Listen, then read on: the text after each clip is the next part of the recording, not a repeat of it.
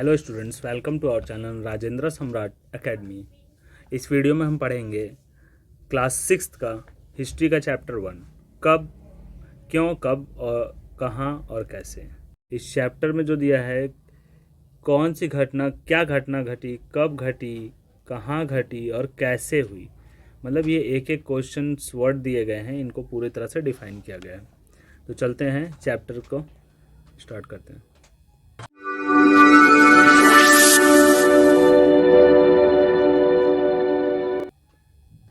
यहाँ एक लड़की है राशिदा। राशिदा का सवाल क्या है, देखो। राशिदा बैठी अखबार पढ़ रही थी। अचानक उसकी निगाह एक सुर्खी पर पड़ी। 100 साल पहले। सुर्खी पर मतलब खबर पर। अब वो वहाँ लिखा हुआ था 100 साल पहले। वह सोचने लगी कि यह कोई कैसे जान सकता है कि इतने वर्षों पहले क्या हुआ था। अब उसे पता नहीं, तो वो सोचने लगी कि 100 साल पहले क्या हुआ था, किसी को कैसे पता लगाएं। अब वही क्वेश्चन आ गया, कैसे पता लगाएं कि 100 साल पहले क्या हुआ था। यह जानने के लिए कल क्या हुआ था, तुम रेडियो सुन सकते हो, टेलीविज़न देख सकते हो या फिर अखबार पढ़ सकते हो। साथ ही यह जानने के लिए कि पिछले साल क्या हुआ था, तुम किसी ऐसे व्यक्ति से बात कर सकते हो जिसे उस समय की स्मृति हो, मतलब उसे पता हो, कुछ मेमोराइज हो। लेकिन बहुत पहले क्या हुआ था यह कैसे जाना जा सकता है। अब उससे भी पहले, जब उसका जन्म नहीं हुआ था, तो उससे पहले क्या हुआ था, तो इसके बारे में जानना असंभव सा होगा। लेकिन इसके जानने के भी अलग अलग तरीके हैं। अतीत के बारे में हम क्या जान सकते हैं, कह रहा कि अतीत के बारे में हम जो क्या क्या जानकारी हमें मालूम हो सकती है, क्या जानते हैं। अतीत के बारे में बहुत कुछ जाना जा सकता है, जैसे लोग क्या खाते थे, कैसे कपड़े पहनते थे, किस तरह के घर में रहते थे। हम अखेटकों, शिकारियों, पशुपालकों, कृषकों, शासकों, व्यापारियों, पुरोहितों, शिल्पकारों, कलाकारों, संगीतकारों या फिर वैज्ञानिकों के जीवन के बारे में जानकारियाँ हासिल कर सकते हैं।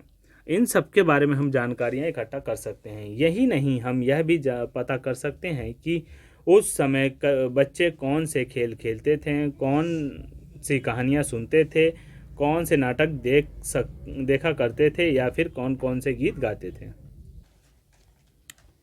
लोग कहाँ रहते थे।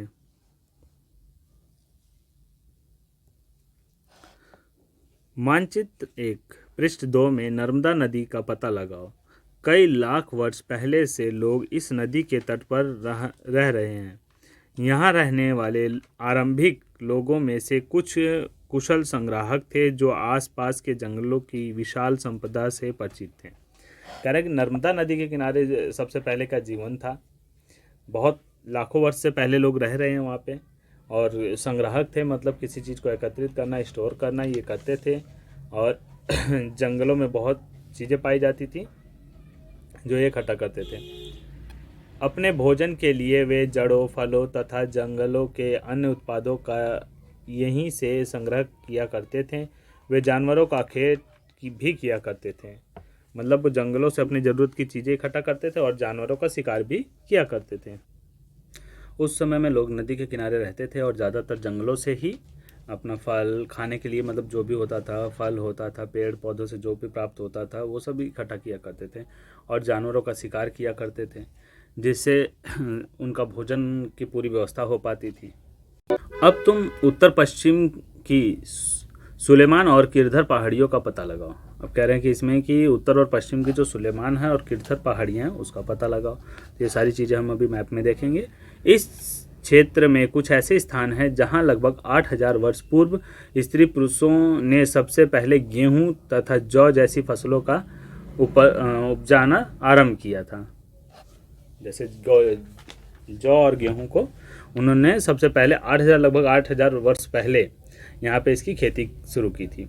उन्होंने भेड़, बकरी और गाय, बैल जैसे पशुओं को पालतू बनाना शुरू किया था। ये लोग गांव में रहते थे।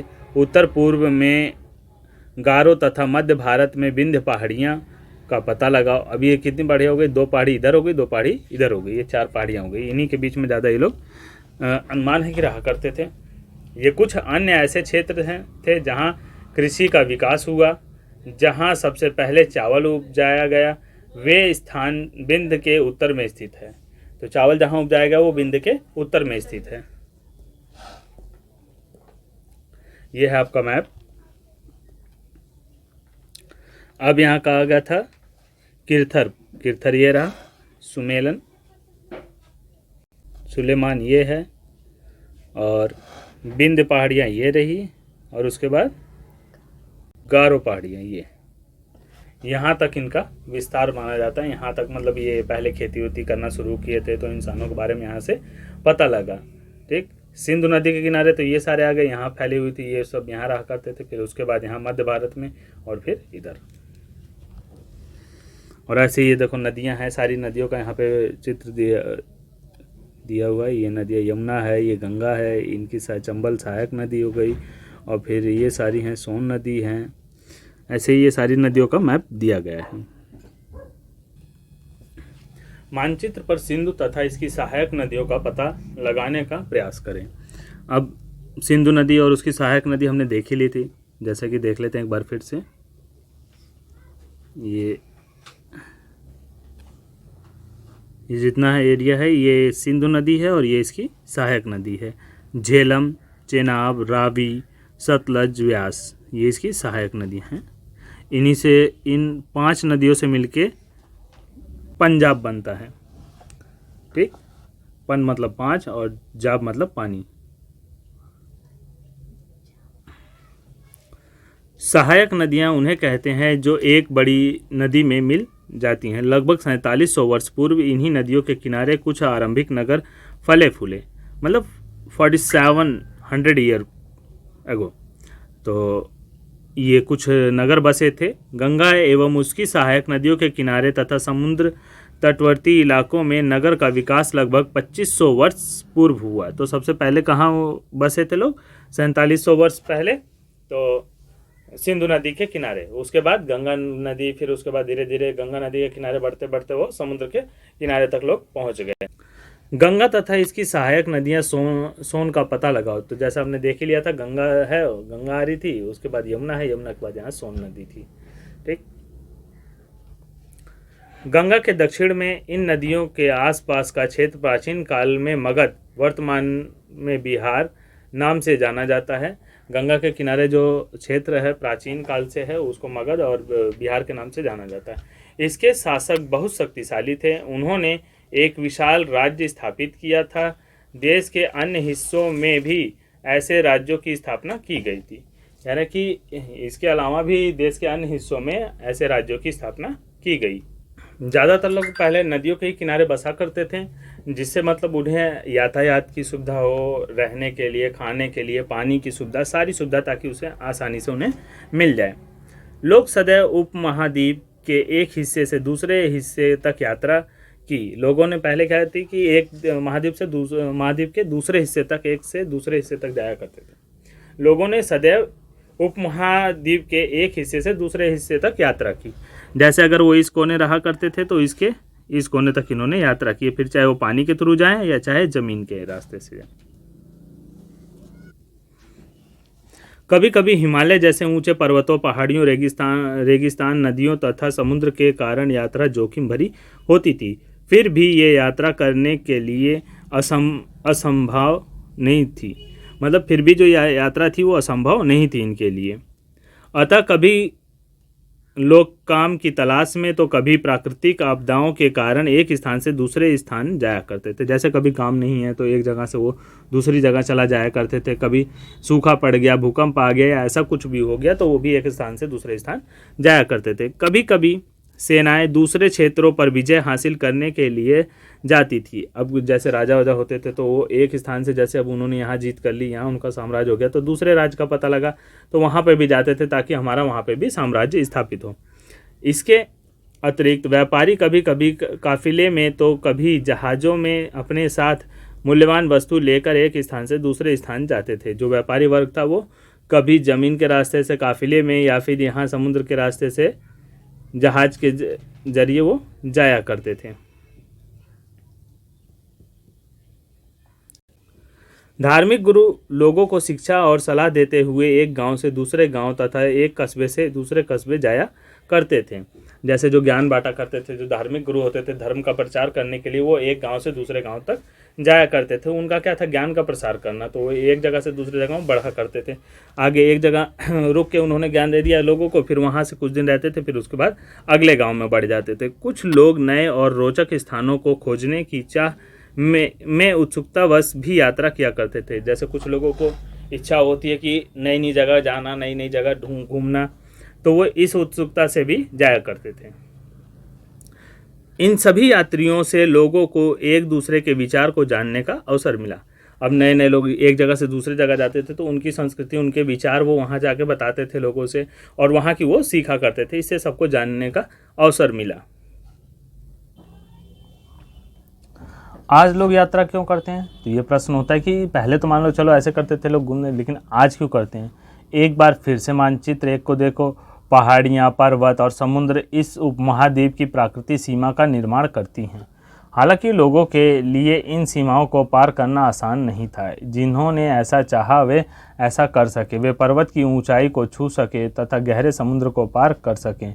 उपमहाद्वीप के बाहर से भी कुछ लोग यहाँ आए, यहीं बस गए। लोगों के इस आवागमन ने हमारी सांस्कृतिक परंपराओं को हमारी संस्कृति को समृद्ध किया। कई सौ वर्षों से लोग पत्थर को तराशने, संगीत रचने और यहाँ तक कि भोजन बनाने के नए तरीके के बारे में एक दूसरे के विचार को अपनाते रहे। अब जैसे एक देश है, दूसरे देश में अगर लोग आते जाते हैं तो वो अपना तरीका उनको बताते हैं, उनका तरीका सीख के अपने देश में आते हैं तो वो नया तरीका होता है। नई नई तरीके से हर एक चीज़ को खाना बनाना जैसे भी है, जैसे आजकल चाइनीज़ फूड वगैरह है, जापानीज़ है, और एक राज्य से दूसरे राज्य तक उनकी जो खान पान है, ये सब क्या करते हैं, एक दूसरे से शेयर करते हैं। तो सब इसमें धीरे धीरे इसका लुत्फ़ उठाते हैं। तो ऐसे ही अब भी जो कि ये सब सीखने के लिए लोग आते जाते हैं। देश के नाम, देश का जो नाम है वो कैसे, अपने देश के लिए हम प्रायः इंडिया तथा भारत जैसे नामों का प्रयोग करते हैं। इंडिया शब्द इंडस से निकला है, जिसे संस्कृत में सिंधु कहा जाता है। अपने एटलस में ईरान और यूनान का पता लगाओ। लगभग 250 वर्ष पूर्व उत्तर पश्चिम की ओर से आने वाले ईरानी और यूनानी ने सिंधु को हिंदोस अथवा इंदोस और इस नदी के पूर्व में स्थित भूमि प्रदेश को इंडिया कहा। भारत नाम का प्रयोग उत्तर पश्चिम में रहने वाले लोगों ने एक समूह के लिए किया जाता था। इस समूह का उल्लेख संस्कृत की आरंभिक लगभग 3500 वर्ष पुरानी कृति ऋग्वेद में भी मिलता है। कह रहे हैं इसके बारे में जो उल्लेख है भारत का, तो ये ऋग्वेद में भी पाया जाता है, जो 3500 साल पुराना है। बाद में इसका प्रयोग देश के लिए होने लगा। पहले ऐसे था, फिर अब बाद में देश को प्रेजेंट करने के लिए इसका नाम प्रयोग होने लगा। ताड़पत्रों से बनी पांडुलिपि को एक पृष्ठ, कह रहे ये जो नीचे दिया गया ना, देख रहे हैं आप, ये ताड़पत्रों से बनी हुई है। तो यह पांडुलिपि लगभग 1000 वर्ष पहले लिखी गई थी। किताब बनाने के लिए ताड़ के पत्तों को काटकर उनके अलग अलग हिस्सों को एक साथ बांध दिया जाता था। बुर्ज पेड़ की छाल से बनी ऐसे ही एक पांडुलिपि को तुम यहाँ देख सकते हो। बुर्ज के छाल से जो बनती थी, भोजपत्र लगभग कहा जाता था जिसे। तो इधर देखते हैं, अतीत के बारे में कैसे जानें। कह रहा है कि अतीत के बारे में हम कैसे जानें, तो जानने का मतलब जब कुछ स्रोत होगा तभी हमें पता लगेगा। तो स्रोत क्या था? अतीत की जानकारी हम कई तरह से प्राप्त कर सकते हैं। इनमें से एक तरीका अतीत में लिखी गई पुस्तकों को ढूंढना और पढ़ना है।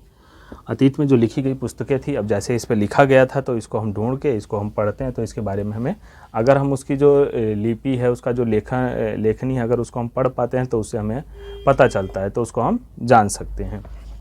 ये पुस्तकें हाथ से लिखी होने के कारण पांडुलिपि कही जाती हैं। ये हाथों से लिखी जाती हैं, तो इसलिए इन्हें पांडुलिपि कहा जाता है। अंग्रेजी में पांडुलिपि के लिए प्रयुक्त होने वाले मैन्युस्क्रिप्ट शब्द लैटिन शब्द मैन्यू, जिसका अर्थ हाथ से निकला है। यह पांडुलिपियाँ प्रायः ताड़पत्रों अथवा हिमालय के क्षेत्र में उगने वाले बुर्ज नामक पेड़ों की छाल से विशेष तरीके से तैयार भोजपत्र पर लिखी मिलती थी। अब पेड़ों की छाल से ये सुखा के बनाई जाती थी, इस पर लिखा जाता था। अब मैन्युस्क्रिप्ट मतलब मैनुअल, जैसे अगर हम फ़ोन में ऑटोमेटिक सिस्टम होता है उसको कर देते हैं, मैनुअल होता है तो हमें अपने आप हर बार सेटिंग उसकी करनी पड़ती है। जैसे फ़ोन वोन वगैरह में देखा होगा तो मैनुअल पूछता है या फिर ऑटोमेटिक में वो अपने आप एडजस्ट करता है। मैनुअल में मतलब हमें हर बार उसको सेट करना पड़ता है। तो ठीक वैसे ये मैनुअल होती थी, हाथों से लिखी जाती। इतने वर्षों में इनमें से कई पांडुलिपियों को कीड़ों ने खा लिया। जैसा कि पेड़ पत्तों को से बनी थी तो वो तो धीरे धीरे दीमक लगी गए होंगे उसमें, तथा कुछ नष्ट कर दी गई और कुछ लोगों ने उसे जला दिया, नष्ट कर दिया। फिर भी ऐसी कई पांडुलिपियाँ आज भी उपलब्ध हैं। प्रायः ये पांडुलिपियाँ मंदिरों और विहारों में प्राप्त होती हैं। विहार मतलब जो बौद्ध लोगों के थे, मंदिर मतलब जो मंदिर हैं पंडित लोगों ने बनाया था। इन पुस्तकों में धार्मिक मान्यताओं व व्यवहारों, राजाओं के जीवन, औषधियों तथा विज्ञान आदि सभी प्रकार के विषयों की चर्चा मिलती है। इनके अतिरिक्त हमारे यहाँ महाकाव्य, कविताएं तथा नाटक भी हैं। इनमें से कई संस्कृत में लिखे हुए मिलते हैं, जबकि अन्य प्राकृतिक में और तमिल में हैं। प्राकृतिक भाषा का प्रयोग आम लोग करते थे, जैसे बोलचाल के लिए उनको समझ में आती थी। जो राजा महाराजा होते थे वो संस्कृत भाषा का प्रयोग करते थे, जो मतलब बड़े लोग होते थे, पंडित होते थे, विद्वान होते थे। बाकी जो नागरिक लोग होते थे नगर में रहने वाले, वो आम भाषा का प्रयोग करते थे, जिसे हम प्राकृतिक भाषा कहते हैं। हम अभिलेखों का भी अध्ययन कर सकते हैं। ऐसे लेख पत्थर अथवा धातु जैसे अपेक्षाकृत कठोर सतहों पर उत्कीर्ण किए गए मिलते हैं। जैसे पत्थरों पर खुदवा के नहीं लिखा जाता वैसे होता है, या तो फिर किसी लोहे की चादर शीट होती है उस पर लिखवा दिया जाता है, जैसे घरों के सामने लिखवा के लगा देते हैं, या फिर किसी नया निर्माण होता है उसकी जगह लगा देते हैं, कहीं पे भी ऐसे लगा दिया करते हैं। कभी कभी शासक अथवा अन्य लोग अपने आदेशों को इस तरह उत्कीर्ण करवाते थे ताकि लोग उन्हें देख सकें, पढ़ सकें, उनका पालन कर सकें। कुछ अन्य प्रकार के अभिलेख भी मिलते हैं। पहले के लोग क्या मतलब पेंट वेंट तो होता नहीं था। आजकल के लोग क्या करते हैं, लोहे की जो बोर्ड बनाते हैं उस पर पेंट से लिखवा देते हैं, ज़्यादा आसान होता है। लेकिन पहले के लोग मोटे चादर पे वो छीनी हथौड़ी से लिखवाया करते थे, जिनमें राजाओं तथा रानियों सहित अन्य स्त्री पुरुषों ने भी अपने कार्यों के विवरण उत्कीर्ण करवाए हैं। जैसे जो महत्वपूर्ण लोग होते थे, जो इम्पोर्टेंट होते थे, उनका भी जो उनके द्वारा किए गए काम होते थे, जो अच्छा काम वो करते थे, उसको भी क्या करता था उसमें उत्कीर्ण करवाया जाता था, मतलब छपवा दिया जाता था। उदाहरण के लिए प्रायः शासक लड़ाइयों में अर्जित विजयों का लेखा जोखा करते थे। जो राजा होते थे जो उनके बारे में लिखा जाता था, जैसे जो लड़ाई वगैरह करके आते थे, अगर जीते तो उसके बारे में वो डिटेल में लिखवा दिया करते थे। कुछ राजा होते थे हारते थे भी तो भी लिखवा दिया करते थे, नहीं तो जीतने का ही ज़्यादा इसमें व्याख्यान मिलता है। लगभग 2250 वर्ष पुराना यह अभिलेख वर्तमान अफगानिस्तान के कांधार से प्राप्त हुआ। यह अभिलेख अशोक नामक शासक के आदेश पर उत्कीर्ण करवाया गया था। इस शासक के विषय में तुम अध्याय 8 में पढ़ोगी। जब हम कुछ लिखते हैं तब हम किसी भी लिपि का प्रयोग करते हैं। लिपियां अक्षरों अथवा संकेतों से बनी होती हैं। जब हम कुछ बोलते अथवा पढ़ते हैं तब हम एक भाषा का प्रयोग करते हैं। लिखते वक्त हम क्या करते हैं, लिपियों का प्रयोग करते हैं, और बोलते वक्त हम भाषा का प्रयोग करते हैं। और ये जो अभिलेख है ये अफगानिस्तान से प्राप्त हुआ है, और ये जो अशोक सम्राट थे उनके समय में लिखा गया था। लिपियां अक्षरों अथवा संकेतों से बनी होती हैं। जब हम बोलते हैं तो और पढ़ते हैं तब हम एक भाषा का प्रयोग करते हैं। अभिलेख इस क्षेत्र में प्रयुक्त होने वाली यूनानी अथवा अरमेइक नामक दो विभिन्न लिपियां अथवा भाषाएं में है। जहाँ जो अभिलेख हैं ये ज़्यादातर एक यूनानी और अरमेइक भाषा में और लिपियों में पाया जाता है। क्या तुम बता सकती हो कि कठोर सतह पर लिखवाने के क्या लाभ थे? कह रहे कि इस पे लिखवाने का क्या मतलब था, इससे क्या फ़ायदा हुआ था, ऐसा करवाने से क्या कठिनाइयाँ आती थी, ऐसा जो करवाने में जो होता था लिखवाने में क्या क्या मुश्किलें आती थी, कितनी मेहनत करनी पड़ती थी तब जाके ऐसा ये तैयार होता था। इसके बारे में देखते हैं आगे हम। इसके अतिरिक्त अन्य कई वस्तुएं अतीत में बनी और प्रयोग में लाई जाती थीं। ऐसी वस्तुओं का अध्ययन करने वाला व्यक्ति पुरातत्वविद कहलाता है। पुरातत्वविद पत्थर और ईंट से बनी इमारतों के अवशेषों, चित्रों तथा मूर्तियों का अध्ययन करते हैं। वे औजारों, हथियारों, बर्तनों, आभूषणों तथा सिक्कों की प्राप्ति के लिए छानबीन तथा खुदाई भी करते थे। अब जैसे जो पुरानी चीज़ें प्राप्त होती थी उन्हें उस जगह पे पता लगता था तो वो खुदाई करना शुरू करते थे। खुदाई करने के बाद वो धीरे धीरे धीरे और चीज़ों की मतलब इच्छा होती थी कि और भी कुछ शायद मिल जाए उसमें, तो ऐसे ही सिक्के मिल जाते थे, छानबीन शुरू होती थी। तो धीरे धीरे जैसे पढ़ते थे इतिहास और उसमें पता चलता था कि यहाँ राजा रहते थे, यहाँ खजाना यहाँ होगा, या ऐसे दफनाया गया है, कुछ भी मतलब वो जो भी उसमें पढ़ा पाते थे इतिहास में, तो उसके पीछे वो छानबीन करने में लग जाते थे। इनमें से कुछ वस्तु पत्थर, पक्की मिट्टी तथा कुछ धातु की बनी हो सकती थी। ऐसे तत्व कठोर तथा जल्दी नष्ट ना होने वाले थे। अब जैसे जो पकी ईंट होती है वो जल्दी ख़राब नहीं होती, और जो पत्थर वगैरह होंगे कहीं पे भी होंगे तो वो ज़रूर वैसे ही रहेंगे, वो सड़ेंगे गलेंगे ही नहीं। तो वो हज़ारों साल बाद क्या होता है मिल जाती हैं, तो मिलती हैं तो उससे वो इतिहास के बारे में जानकारी उन्हें प्राप्त हो जाती है। पुरातत्वविद जानवरों, चिड़ियों, मछलियों की हड्डियाँ भी ढूंढते हैं। इससे उन्हें यह जानने में भी मदद मिलती है कि अतीत में लोग क्या खाते थे। वनस्पतियों के अवशेष बहुत मुश्किल से बच पाते हैं। अब हड्डियाँ वगैरह होती हैं तो उससे भी पता लगता है कि लोग अतीत में क्या खाते थे, जैसे कौन सा शिकार करके खाते थे। जिस चीज़ की हड्डियाँ या मछलियों के कांटे मिलते थे तो उससे पता लगता था कि मछलियाँ खाते थे, कि बकरी वगैरह, सूअर वगैरह ये सब मार के वो खाया करते थे। ये उनके मुख्य शिकारों में आते थे। और जो वनस्पति के अवशेष होते थे वो इतने समय में क्या होते हैं, मिट्टी में दब के सड़ गल जाते हैं।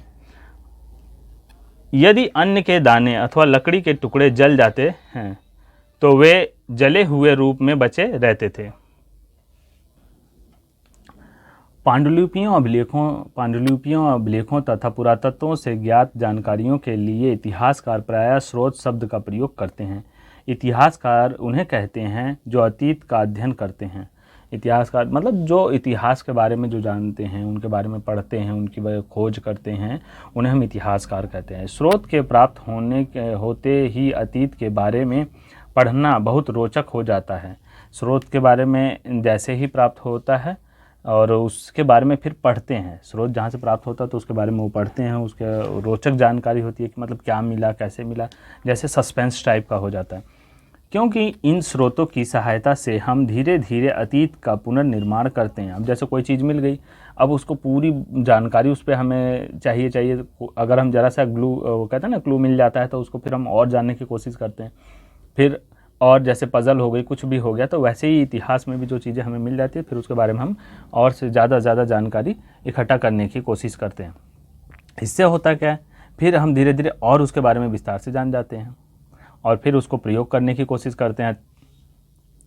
अतः इतिहासकार तथा पुरातत्वविद उन जासूसों की तरह हैं जो इन सभी स्रोतों का प्रयोग सुराग के रूप में कर अतीत को जानने का प्रयास करते हैं। जैसे CID वगैरह में होता है, क्या होता है, वो कोई सा भी सबूत मिल जाता है तो उसके जड़ तक जाने की कोशिश करते हैं। तो ऐसे इन्हें जब कोई क्लू मिल जाता है तो उसकी जड़ तक जाते हैं और उसके बारे में पूरी जानकारी प्राप्त करने की कोशिश करते हैं।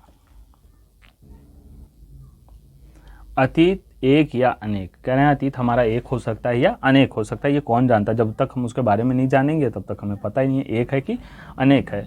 क्या तुमने इस पुस्तक के शीर्षक हमारे अतीत पर अध्ययन किया ध्यान दिया? यहाँ अतीत शब्द का प्रयोग बहुवचन के रूप में किया गया है। ऐसा इस तथ्य लिए किया गया है कि अलग अलग समूह के लोगों के लिए इस अतीत के अलग अलग मायने थे। उदाहरण के लिए पशुपालकों अथवा कृषकों का जीवन राजाओं तथा रानियों के जीवन से तथा व्यापारियों का जीवन शिल्पकारों के जीवन से बहुत भिन्न था। अब राजा और रानियों का जीवन अलग था और उससे व्यापारियों का जीवन अलग था। जो शिल्पकार थे, जो किसी चीज़ की मतलब कला थी उनके पास, जैसे मूर्ति वगैरह बनाना और सारी चीज़ डिज़ाइन करना, शिल्पकार होते थे, तो उनका जीवन अलग था। जैसा कि हम आज भी देखते हैं, उस समय भी देश के अलग अलग हिस्सों में लोग अलग अलग व्यवहारों और रीति रिवाजों का पालन करते थे। उदाहरण के लिए आज अंडमान द्वीप के अधिकांश लोग अपना भोजन मछलियां पकड़कर, शिकार करके तथा फल फूल के संग्रह द्वारा प्राप्त करते हैं। जैसा कि अभी क्या है, अभी भी अंडमान द्वीप समूह के तरफ अगर हम जाएंगे तो वहाँ के लोग क्या हैं कि मछली पकड़ के, शिकार करके और फल फूल से ही अपना भोजन प्राप्त करते हैं। अभी भी उनका जीवन एक तरह से मतलब बहुत पिछड़ा है। इसके अतिरिक्त शहरों में रहने वाले लोग खाद्य आपूर्ति के लिए अन्य व्यक्तियों पर निर्भर रहते हैं। अब जो शहरों में लोग रहते हैं, जो शहर में लोग रह रहे हैं, वो गांव वालों पर डिपेंड होते हैं कि ये यहाँ से सप्लाई करेंगे, खेती में होगा तो यहाँ भेजेंगे और ये खरीद के इसको खा लिया करेंगे। इसी तरह के भेद अतीत में भी विद्यमान थे और कह रहा है ऐसा ही भेद क्या है अतीत में, इतिहास में भी था, जो पुराने समय में थे वहाँ पे भी पाया जाता। इसके अतिरिक्त एक अन्य तरह का भेद है। उस समय शासक अपनी विजय का लेखा जोखा रखते थे। यही कारण है कि हम उन शासकों तथा उनके द्वारा लड़ी जाने वाली लड़ाइयों के बारे में काफ़ी कुछ जानते हैं, जबकि शिकारी, मछुआरे, संग्राहक, कृषक और पशुपालक जैसे आम आदमी प्रायः अपनी कार्यों का लेखा जोखा नहीं करते थे। जैसे जो राजा महाराजा होते थे तो वो अपना मतलब जीत का मतलब बहुत ज़्यादा क्या करते थे, प्रचार करते थे कि हम ऐसे जीते थे, हमने ऐसे ऐसे झेला, मतलब ये लड़ाई हुई, ऐसे हर एक लड़ाई के बारे में विस्तार मतलब इतिहास लिखवाया करते थे ताकि आने वाली पीढ़ियाँ भी उनके बारे में जाने। और जो ये कृषक वगैरह थे, बाकी जो ये कृषक वगैरह थे, संग्राहक थे, पशुपालक थे, ये सब इनका मतलब छोटे लोग थे तो इसलिए इनकी कोई गिनती ही नहीं होती। जैसे अभी युद्ध में अगर राजा जाते हैं, उनके साथ इतने सैनिक होते हैं, लड़ते मरते बहुत सैनिक मर जाते हैं, लेकिन राजा की ही जय होती है। राजा जीत गया, कहते हैं राजा जीत गया, राजा जीत गया, लेकिन बिना सैनिकों के राजा तो जीतता नहीं, लेकिन फिर भी नाम उसी का ही होता है। पुरातत्व की सहायता से हमें अनेक जीवन को जानने में मदद मिलती है। हालांकि अभी भी इनके बारे में बहुत कुछ जानना शेष है। कह रहे कि हमें जानकारी तो मिली है लेकिन बहुत से तत्व अभी क्या हैं, अनकही कहानी की तरह एक तरह से मतलब छुपे ही पड़े हैं, पूरी कहानी अभी नहीं आई। जैसे कि हड़प्पा सभ्यता की अगर हम बात कर ले तो हड़प्पा सभ्यता अभी तो खाली हम एक अनुमान से हम सारा विस्तार करते हैं, अभी तक उसकी जो लेखनी है पढ़ी नहीं गई है। अगर हम उसकी लेखनी के बारे में जान जाएं तो शायद क्या होगा, जो अभी तक हड़प्पा के बारे में हमने पढ़ा सब उलट पुलट हो सकता है या उसके विपरीत भी हो सकता है, कुछ भी मतलब हो सकता है। आगे चलते हैं। तिथियों का मतलब, अगर कोई तुमसे तिथियों के विषय में पूछे तो तुम शायद उस दिन की तारीख, माह, वर्ष, जैसे 2000 या इसी तरह का कोई और वर्ष बताओगी। वर्ष की गणना ईसाई धर्म प्रवर्तक ईसा मसीह के जन्म की तिथि से की जाती है। जो वर्ष होता है ना, जो गिना गया है 2000, तो ईसा मसीह के जन्म को 2022 साल हो चुके हैं, तो वहाँ से कैलेंडर ये जोड़ा गया है। और उसके पहले की कहानी जो थी वो ईसवी में चली जाती है। तो 2000 वर्ष कहने का तात्पर्य ईसा मसीह के जन्म के 2000 वर्ष के बाद से है। ईसा मसीह के जन्म के पूर्व की सभी तिथियों को ईपू मतलब ईसा से पहले के रूप में जाना जाता है, ईसवी पूर्व।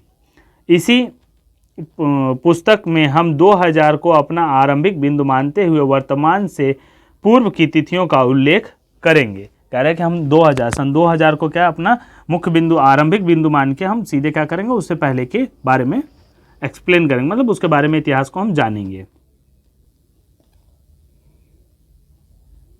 इतिहास और तिथियां, अंग्रेजी में बीसी, हिंदी में ईसा पूर्व का तात्पर्य बिफोर क्राइस्ट, ईसा पूर्व होता है। बीसी मतलब बिफोर क्राइस्ट और ईसवी मतलब ईसा पूर्व। कभी कभी तुम तिथियों से पहले एडी, हिंदी में ईसवी लिखा पाते हो। यह एनोडार्मिन नामक 2 लैटिन शब्दों से बना है तथा इसका तात्पर्य ईसा मसीह के जन्म से पूर्व है। जो एनोडार्मिन है ये भी क्या है कि ईसा मसीह के जन्म से पूर्व को ही बताता है। कभी कभी एडी की जगह सीई तथा बीसी की जगह बीसीई का प्रयोग होता है। सीई अक्षरों का प्रयोग कॉमन एरा तथा बीसीई का प्रयोग बिफोर कॉमन एरा के रूप के लिए होता है। हम इन शब्दों का प्रयोग इसलिए करते हैं क्योंकि विश्व के अधिकांश देशों में अब इस कैलेंडर का प्रयोग सामान्य हो गया है। भारत में तिथियों के इस रूप का प्रयोग लगभग 200 वर्ष पूर्व आरंभ हुआ था। ये 200 वर्ष पहले इसका प्रारंभ हुआ था, ये सारे कैलेंडर का। इसके पहले हम अपना ही कैलेंडर मानते थे। अगर हम ये इंग्लिश कैलेंडर था, लेकिन अगर हम देखें तो हमारा कैलेंडर कौन सा होता है, विक्रम शक संवत और विक्रम संवत। विक्रम संवत उससे पुराना है, शक संवत उसके बाद चालू हुआ है। कभी कभी अंग्रेजी में के बीपी अक्षरों का प्रयोग होता है जिसका तात्पर्य बिफोर प्रेजेंट, वर्तमान से पहले है। पृष्ठ 3 पर 2 तिथियां हैं, इनका पता लगाओ। इनके लिए तुम किस अक्षर का प्रयोग करोगी। पृष्ठ 3 पे कह रहे हैं कि 2 तिथियां हैं, इसके पता लगाओ। इस के लिए तुम कौन से उसका प्रयोग करोगी, ईसा पूर्व या ईस्वी। तो आगे चलते हैं। अन्य, जैसा कि हमने पहले पढ़ा, अभिलेख कठोर सतहों पर उत्कीर्ण करवाए जाते थे। उनमें से कई अभिलेख कई सौ वर्ष पूर्व लिखे गए थे। कभी कभी अभिलेखों में लिपियों और भाषाओं का प्रयोग हुआ है। समय के साथ साथ अभिलेखों में प्रयुक्त भाषा तथा लिपियों में बहुत बदलाव आ चुका है। विद्वान यह कैसे जान पाते हैं कि क्या लिखा था? क्या पता अज्ञात लिपि का अर्थ निकालने की एक प्रक्रिया द्वारा लगाया जा सकता है। इस प्रकार से अज्ञात लिपि को जानने की एक प्रसिद्ध कहानी उत्तरी अफ्रीकी देश मिस्र से मिलती है। लगभग 5000 पूर्व यह राजा रानी थे। हम कह रहे हैं कि लगभग यहाँ 5000 साल पूर्व क्या थे? राजा रानी रहा करते थे।